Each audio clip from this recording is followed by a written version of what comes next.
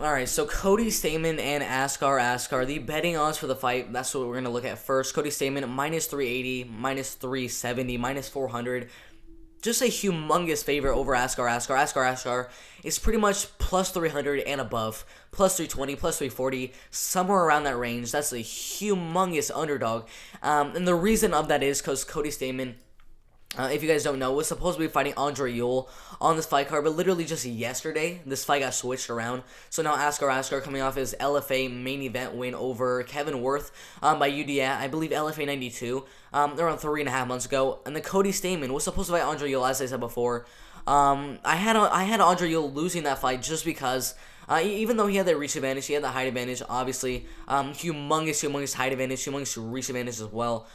Even though he had those, Cody Stamann, he's just so good at getting the fight in the clinch, closing the distance, going for takedown after takedown after takedown. So that's kind of why I have Cody Stamann winning that one. There's definitely a possibility that it would have either been a 29-28 Cody Stamann win or a 29-28 Andre Ewell win, just because Andre Ewell could have used that reach to kind of keep him away, land some big shots using the reach.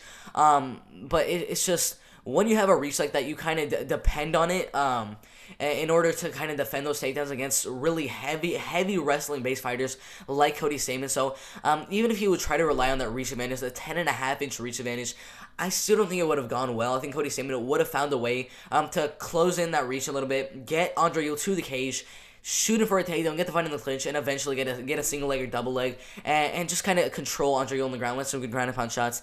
And that's kind of how I saw Cody Stamann winning that fight. He's also in the prime of his career, 31 years old. Believe it or not, Andre Ewell is actually 2 years older than Cody Stamann, which I thought was a little bit interesting. The odds for that one were, let me see, minus 320 and plus 240. Now for this fight with Askar and Cody Stamann, you guys probably already know what I'm going to say. If I think that he's going to be Andre Ewell, who has that amazing 10.5-inch reach advantage, who has, 2-inch height advantage as well. I mean, that is a humongous reach advantage. And if he's fighting Askar on, 3-4 days notice, you guys already know I'm going to pick. I'm obviously going with Cody Stamann. The reason is pretty much the same thing. He still has the height advantage. Still have the reach advantage as well. 5-inch reach advantage, 1-inch height advantage. Don't really care. That's not going to really matter once the fight gets to the ground, because if the fight's on the feet, maybe Askar and Cody Stamann are pretty even on the feet. Cody Stamann has some pretty good striking as well. His last fight to Jimmy Rivera was pretty impressive. I mean, Jimmy Rivera is definitely a really good striker for sure, but he lost that one by UD. But Askar, not the best striker.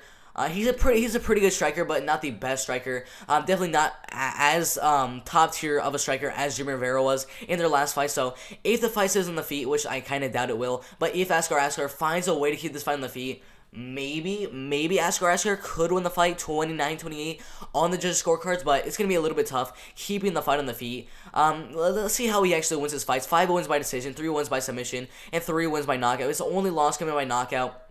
I don't see a knockout from either fight in the fight. I don't really see a submission from either fight in the fight. I think this one most likely is going to go all the way. His amateur fights, 1 loss as well. It was also by knockout. His wins as an amateur, 4 knockout wins and 2 decisions. He's mainly a striker. That's kind of what this is telling me. Most of his wins coming by knockout. He has some pretty good power in his hands. It's possible. I'm not ruling that factor out. It's definitely possible that Askar can get a nice uppercut knockout in here on Cody Stamann. Most likely, it's not going to happen.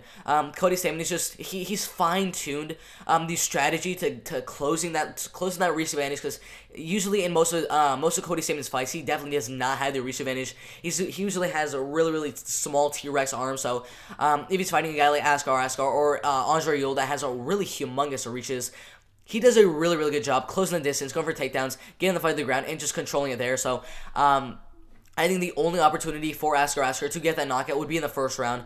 If the fight is past the first round or the past 3 minutes into the first round, I'm going to say Cody Stamann's going to win the fight. And because Askar in the second and third round, Cody Stamann will have already figured him out. He'll already have figured the best strategy is to get him into the clinch, get him down over and over again. So at that point, it's going to be pretty much done for Askar.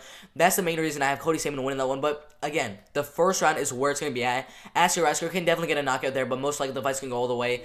And Cody Stamann is going to get another win after that pretty close loss to Jimmy Rivera in his last fight by UD around 6.5 months ago. Cody Stamann is definitely a top-tier featherweight, a top-tier bantamweight fighter, coming back to the bantamweight division after that featherweight loss to Jimmy Rivera. This should be a really good fight, but I'm definitely going with Cody Stamann to win this one by unanimous decision. Maybe we see a TKO, but as I said before, gonna go all the way. UD for Cody Stamann. Alright, so